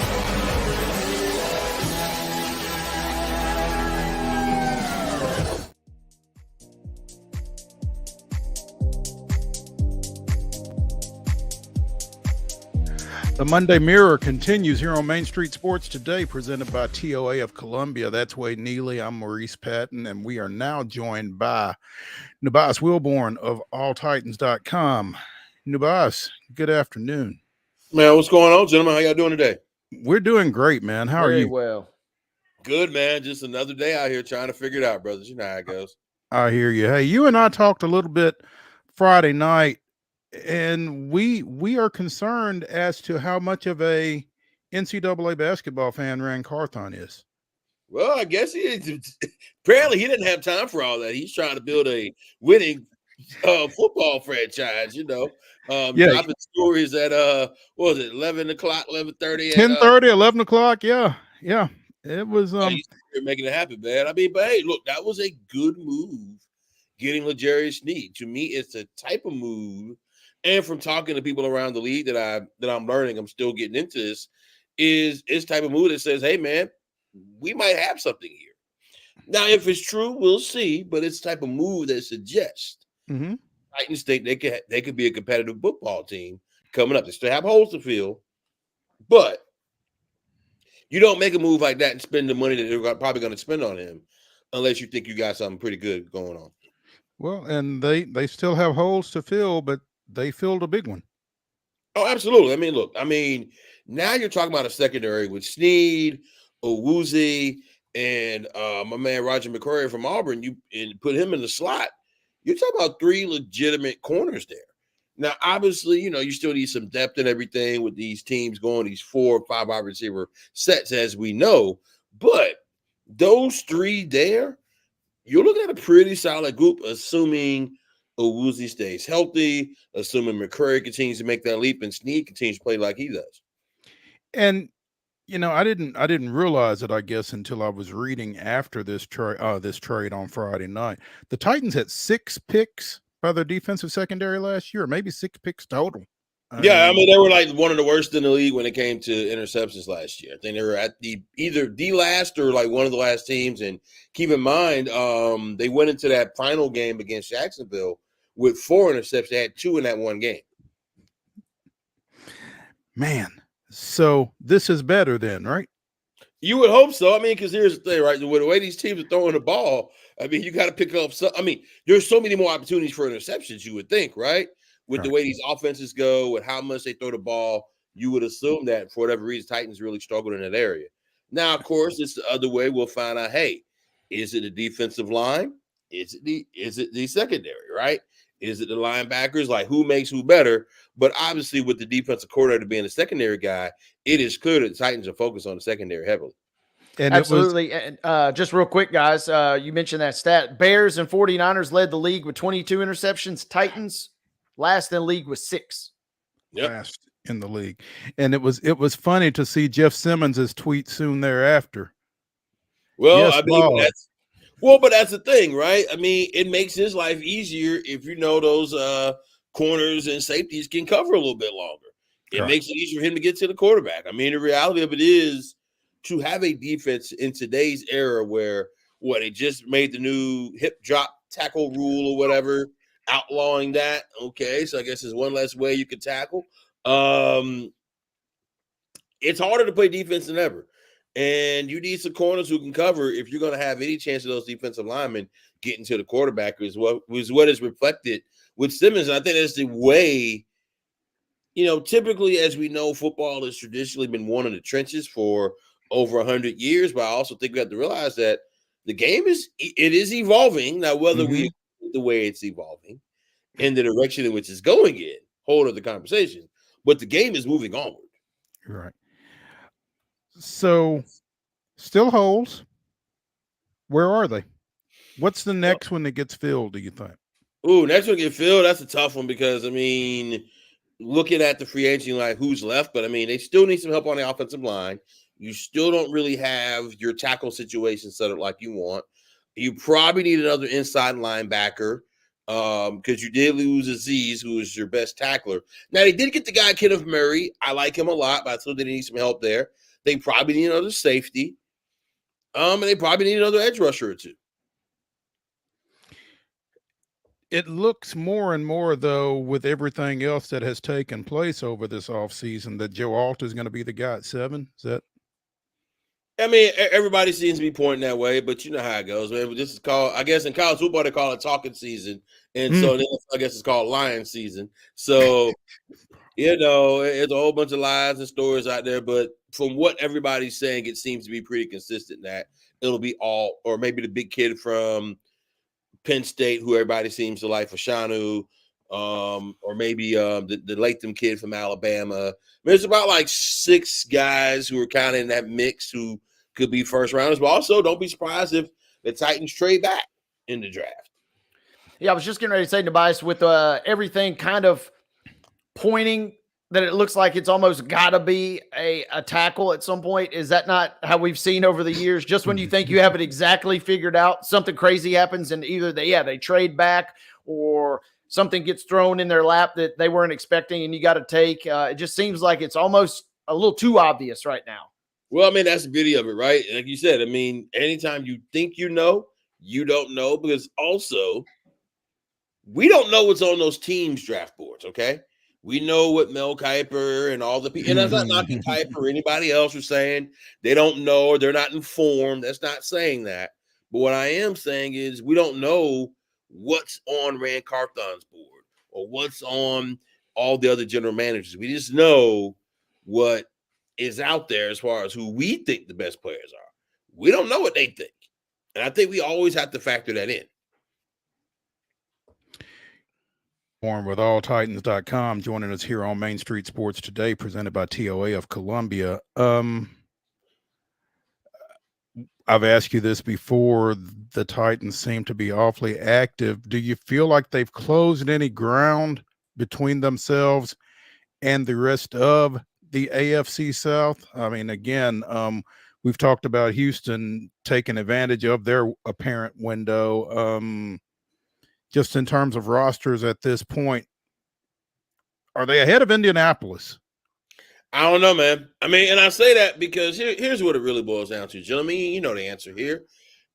The real question with the Titans now is Will Levis that guy or is he not? Okay.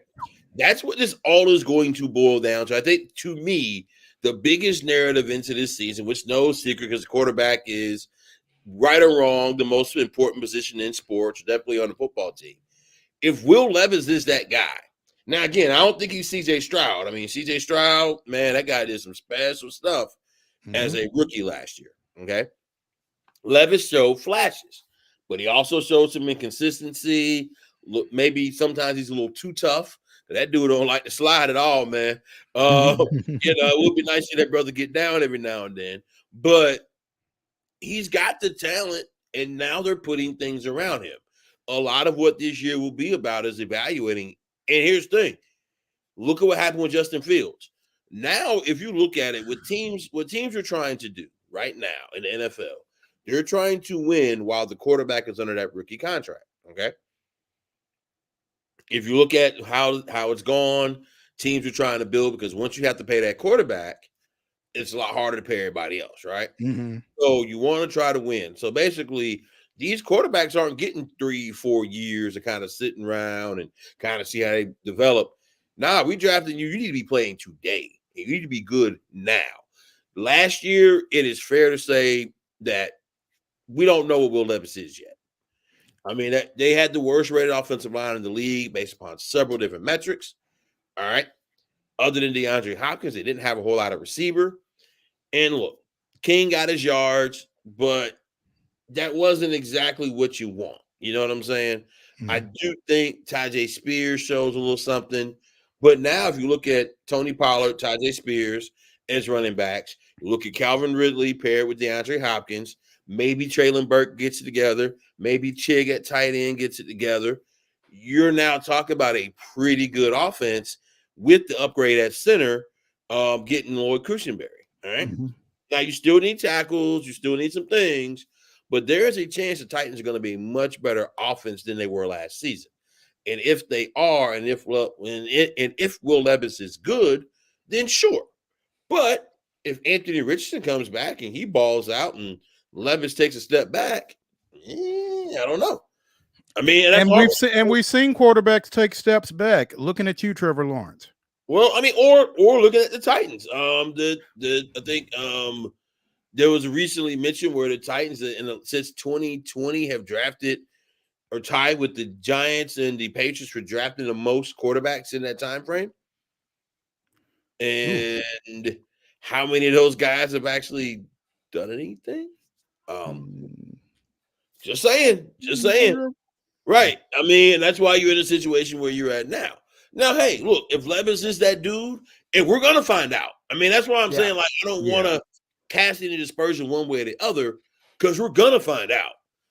But now you can't say he didn't have any weapons around him, because he does. Now, again, it also depends on anybody stays healthy. It also depends on how this new strength group comes in. We'll see what that does. Apparently, there was a lot of issues with the Titans having injuries over the last few years. We'll see if that's correctable. But, yeah, I think, to me, this season, more than anything, will come down to if Will Levis is ready to be a legitimate, viable, let's say, top 15 or better quarterback in the NFL. And with that being said, Tobias, now I'm curious is it seems like so much of this offseason, really the last few weeks of last year, seemed like the Titans, we've got our guy. And it seems like now, is this almost in your mind a 1-year audition, or if the Titans kind of almost box themselves in a little bit of a corner here where if things do not go great with an improved offensive line, with an improved receiving core on paper at least, do you really turn that quickly and reevaluate? Is almost a 1-season audition in your mind, or are you thinking they're committed to a longer process?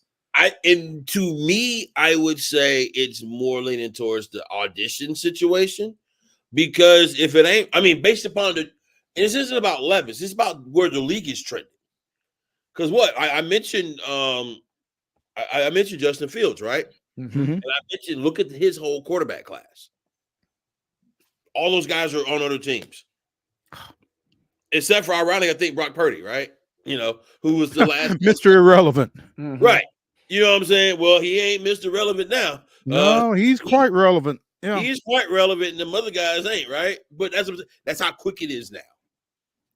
Because if you cannot get it together while that quarterback is under that rookie contract, like that's how Kansas City was able to build. But also, speaking of Kansas City, that's why they had to let go of a guy like L'Jarius Sneed. You know what I'm saying? Because eventually you can't bear everybody. They had to let go of Tyreek Hill. You know what I'm saying? And won 2 Super Bowls without him. So suffice to say, to build something. Now, of course, don't get me wrong. You got that man, Patrick Mahomes. But when they started, it was under Mahomes' rookie deal. All right. So really, today's time, with the way it's going, you have to look at it as a 1-year audition, because either Will Levis is good and he's a legitimate, viable quarterback, or he's not. And if he's not, you got to cut bait and start over, which sucks. It used to be, that's going to be a 5-year process, but that's not how the league is working anymore. Yeah. It happens quick. Wow. NUBYJAS WILBORN joining us here on Main Street Sports Today, presented by Tennessee Orthopedic Alliance of Columbia. Other than the Titans, who else has gotten your attention to this point in free agency? Well, ironically, the Houston Texans. They went and signed the 2 best tacklers and defenders for the Titans, and they just have really continued to bolster their team that seems to be pretty good. It's going to have a really strong defense. They definitely have stepped it up. You look across the landscape. I mean, I think the Raiders have made some good moves. I like what they're doing with Antonio Pierce's coach. I like the attitude they seem to have. We'll see what happens with the Steelers getting Russell Wilson. Does he still have game? I mean, there's a lot going on, But I would honestly say I think the Titans have had one of the better off seasons so far. That's a credit to Rand Carthon. And if you go back and look at Rand, speaking of that, think about it. Last year's draft, your first 3 players in that draft, all those guys play. Started with Peter Skronsky, even though I think some people think he should be a tackle. He's a starting offensive lineman in the NFL. You drafted in the first round, your first number 1 pick. Will Levis is a solid player, and then Tajay Spears. I mean, and that's him coming into the job with less than 2 or 3 months before the draft. And look at what he's done now. Other than the Andre Dillard signing, what bad moves can we really point to on Rand so far? Yeah, and I guess that's an interesting point that kind of jumped in my brain too. Is we've seen the Titans be so aggressive, and so we've seen the offense. We talked about the audition for Will Levis. Is it almost as if the front office has finally been turned over to Rand Carthon? They said, "Look, we don't care what you do. We just want to see what you're going to do, and we don't care what moves you make. Let's see what your style of general managership looks like, and then we'll reevaluate after that." Because it seems like he's just got the keys to the castle right now and running wild in a good way for Titans. Well, you think about it. You got a whole new coaching staff, whole new strength performance staff, and out of the 9 players you signed in free agency, 6 of them are probably going to start. I mean, yeah, it's going to be a totally different team. And now there's still some free agent decisions for the Titans to make. But overall, it's going to be a whole revamped, overhaul roster. And it will have Rand Carthon's fingerprints all over it. Mm-hmm. Or as he says, the fit, right? With what he wants out of players. And I mean, look, will it work? I don't know. But I think a lot of the critiques that Rand has gotten in the market have been unfair from what I can see. I think he got a lot of blame for the previous general manager, John Robinson. But if you look at specifically at what Rand has done so far, what can you really quibble with? And the one major glaring mistake he made, he cut the guy. Yeah, it seems like the ownership is saying, "Hey, you know what? To me, it seems like this is the ultimate endorsement. We say you're the guy, and how many times do we see ownership kind of meddle in? And well, we say you're the guy, but we're gonna, handcuff you a little bit on some moves. Seems like the Titans have said, you know what? You're the guy, and we're gonna let you make your own moves, and we'll just reevaluate those moves down the road. But it's your car to drive off the lot, as it were." I mean, look, so far, they spent $92 million on Ridley, which I mean, paying him like a top 10 receiver when his production was more like in the 25, I don't know. He says he feels he's 25 on paper rather than 29. But when I was 29, I felt I was 25 until I realized that I wasn't. So, we always think that we're younger than we really are. But now, because he says he obviously missed the 2 years of football, I do think he learned a lot from the gambling suspension, as well as whatever mental health issues he had the previous year.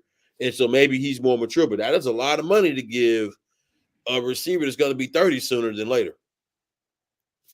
But the Titans trusted him. I mean, but hey, Miss Amy, as they call her, trusted him to make the call, and we'll see if it's right. Mm-hmm. NUBYJAS WILBORN, alltitans.com, joining us here on Main Street Sports Today, presented by Tennessee Orthopedic Alliance of Columbia. NUBYJAS, as always, we appreciate it and look forward to having you on again soon. Hopefully Rand won't interrupt another one of our Friday nights here over the next couple of weeks as we are watching this tournament. But if we do, we'll probably be reaching out to you. Hey, man, anytime, man. Thank y'all for having me, man, and good luck to everybody, man. That'll work. When we come back here on Main Street Sports Today to the Lee Company studios of our respective homes, going to talk a little college football, 2026 college football. So stay with us when we come back from this break.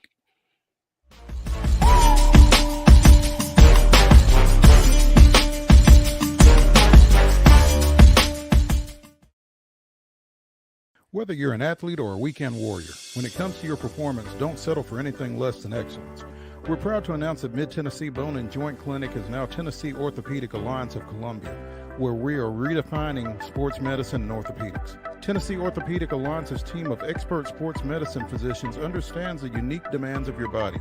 TOA Columbia specializes in personalized orthopedic care, offering state-of-the-art treatments for everything from sports injuries to joint replacements.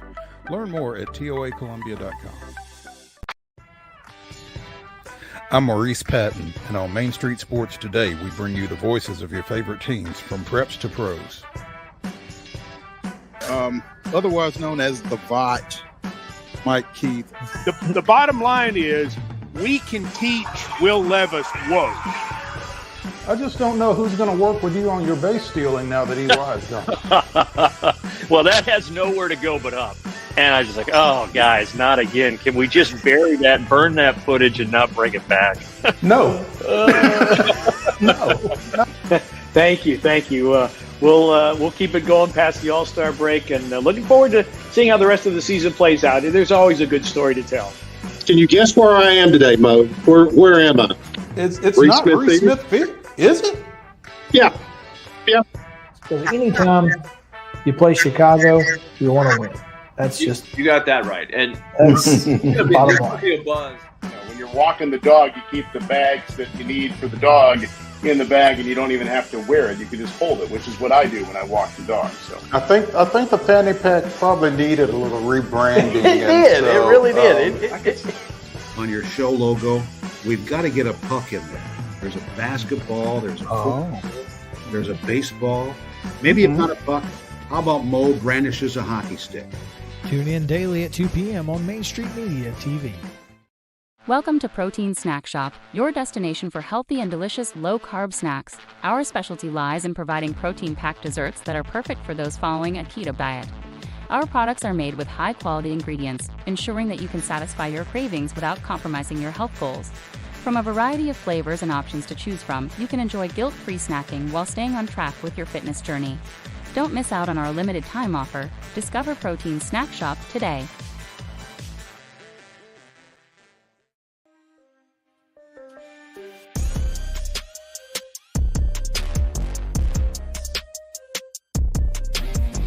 Final segment of the Monday Mirror edition of Main Street Sports Today. That's Wade Neely. I'm Maurice Patton. Wade? Hey, I just got reminded of something, Mo, during our last break right there. We had our buddy Pete Pranica, the play-by-play voice of the Memphis Grizzlies, on a couple weeks ago.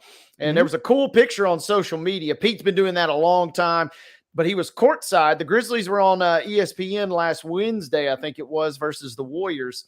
And he's sitting next to Mike Breen, the ESPN announcer. And Pete's signature call for a three-pointer is bango. And Mike Breen's signature call is bang. Bang. And there they are. They're both decked out. They got their suits on, and they're just sitting courtside, kind of just posing, just watching it all take in. And the Grizzlies shouted them out, and they said, bango meets bang. And I just thought it was a cool pick. And we had our guy Pete on a couple weeks ago, so just wanted to pass that along because it was sweet. Even though the Grizzlies have not had a lot of sweet moments, it was pretty cool to see that last week. That is nice. I mean, Mike Breen is one of the greats as far as the NBA. And so, yeah, that's good stuff. Glad you mentioned that. And friend of the show. So, exactly. We got to puff our own chest out a little bit there. Yeah. Coach Phillips isn't feeling too good right now. Coming down on a minute to play in the first half, NC State 44, Tennessee 31. So, yeah. Not good. Going to take some work in the second half for the Lady Vols, decked out in their Summit blue today, to take that next step into the Sweet 16. But we'll, 20 more minutes. It tripped me out for a second because I glanced up and the score bug, it says Tennessee and it's in blue. And I thought it was an MTSU rerun for a second. I wanted to make sure I was on the right channel there. You are on the right channel. Mentioned a little college football recruiting over the weekend. Nashville Christian quarterback Jared Curtis, who is ranked, according to 24/7 Sports, the number 9 recruit in the 2026 class, the number 1 quarterback, has committed to the University of Georgia. First commit in Georgia's class, picked Georgia over, according to The Athletic, a long list that includes Alabama, Tennessee, Oklahoma, and Texas. Guess he was staying in the Southeastern Conference regardless. But again, he is Georgia's first commitment for 2026. They have closed up their 2024 recruitment and have a couple of 5 stars among their 6 commitments for 2025. Now, 2026, that's 3 years away, right? Or 2 years away. He's a sophomore this year. But Georgia is also still recruiting USC 5-star commitment Juju Lewis, who's from Carrollton, Georgia, in their 2025 class. Well, I mean, why stop at one, elite player if you can't just go out and get them all, right? Hey, if one is good, 2 is better, right? Mm-hmm. Yeah. It's interesting. They also mentioned Gunnar Stockton, another former Georgia prep standout at quarterback in this article, and I was thinking about this. I guess it was in the 2020 season when we had all the COVID stuff going on that Columbia Academy picked up a game against Stockton's team, went down and played them, and lost pretty significantly.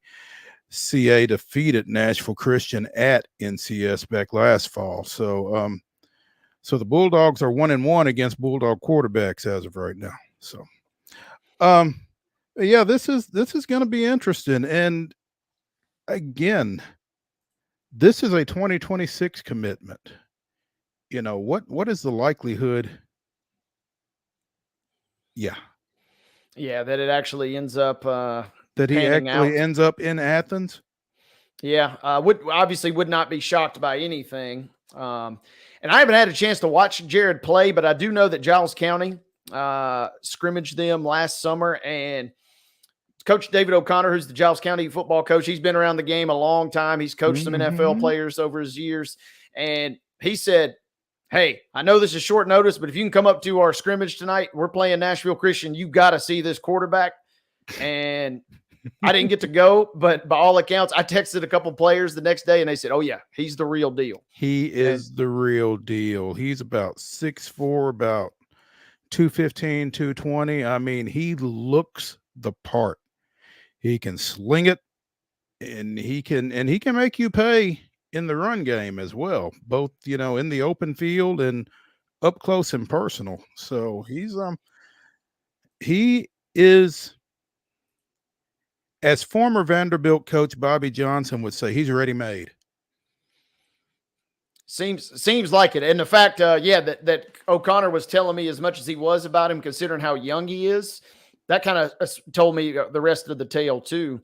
And it's kind of a good time to be a Tennessee high school. We obviously have some great players year in, year out, but with him, and then obviously with George McIntyre at Brentwood Academy, quarterback play, especially in Middle Tennessee, seems like it is at a very high level, and it's in a very good place right now. And I will tell you, having covered high school football in this area for a pretty good while, that's kind of been the Achilles heel, so to speak, in terms of development, production, recruiting, that kind of thing. You've not seen a whole lot of high-level quarterbacks come out of this area. I mean, we joked a couple of months ago about Jawan Jennings being the highest-rated quarterback in the NFL championship games, and you see what he wound up doing. But, I mean, quarterback has not been a position, particularly in Middle Tennessee. I mean, you've seen a few more maybe out of East and West, but not so much in Middle Tennessee. But again, like you mentioned, George McIntyre and now Jared Curtis getting SEC sniffs, and that's going to be interesting to keep an eye on with those guys and a few others as well, I'm sure. So here's a question I have for you, Mo. You mentioned you've been covering these teams and been covering Middle Tennessee in particular for a long time. In your own estimation, when you show up to a game on a Friday, a kid of that caliber, do you in your mind automatically say, all right, obviously he's got the whoa factor. Are you thinking, okay, this is SEC level whoa? Are you able to discern? Because I'm real curious. Giles County had Bo Wallace, who ended up at Ole Miss, but he had to take a long road to get there. Right. And everybody was, we're little rose-colored glasses here. And I'm just curious, when you see a kid like that, does he have an extra level in addition to those already kind of elite recruits that you've seen over the years? It's kind of tough, Wade. That's a heck of a question. But the thing is, so much of it kind of depends to some degree on who's around them. So, I mean, those guys do a better job of evaluating and that kind of thing. But, the production isn't necessarily there. But, I mean, the physical specimen of, say, a George McIntyre or a Jared Curtis it does kind of jump out at you a little bit. But, again, once they start doing it on the field, you can see the arm talent, as folks like to say, that kind of thing. But, whether that's a Power 5 or whether that's a, next level down, that kind of thing, for me, it's kind of hard to tell. Now, I'm sure that there are people that will tell you, oh, yeah, I knew all along. No, you didn't. Yeah, it's just fascinating to me because we see so many stories like a Brock Purdy, just as a recent example. You think you have the guy figured out, or Tom Brady even, not super highly recruited or not super highly thought of as a draft prospect. And I'm just curious, is it a product of being in the right place at the right time? Or what kind of sets these kids off at the high school level from getting recruited to these ultra high levels compared to kind of a Power 5 type level or a mid-major type level? The thing about it too, Wade, is, you talk about Bo Wallace, you don't know what a kid is going to do from high school to that next level. What work are they going to put in, on their craft, on their body, that kind of thing, to get themselves to an Ole Miss from an Arkansas State and from an East Mississippi. So, but it's certainly something that bears watching, especially with all the talent that we have in this area right now. And I think if nothing else, real quick, is that if nothing else, it's good for the rest of the state of Tennessee, because anytime you got these hot shot recruits, it just brings in more eyeballs and more attention, right? Yeah, and that's the thing that a lot of these kids have to realize. If they're coming to see Jared Curtis, they're going to see me too, right? So, yeah, absolutely. Braves fans are going to see Jesse Chavez tomorrow in spring training and going forward. Released by the White Sox on Friday, he's already said this is his final season, and this is his 5th go-around with the Braves. So, holy moly. Yeah. He apparently he is the there's a article, can Immaculate Grid legend Jesse Chavez name all of his teams in order? I don't know how many he's been on, but it's a good half, I would say. He's played for a lot of folks, but he's going to be a key part of the Braves bullpen, and we're looking forward to it. 16 years, 9 teams. Okay, some in multiple stints. So looking forward to that. One season, 2016 to 17, he played for the Dodgers, then played for the Angels. Didn't even really have to move that far. Yeah, just going across town. You got to like that. I think he was with the Braves twice 2 years ago.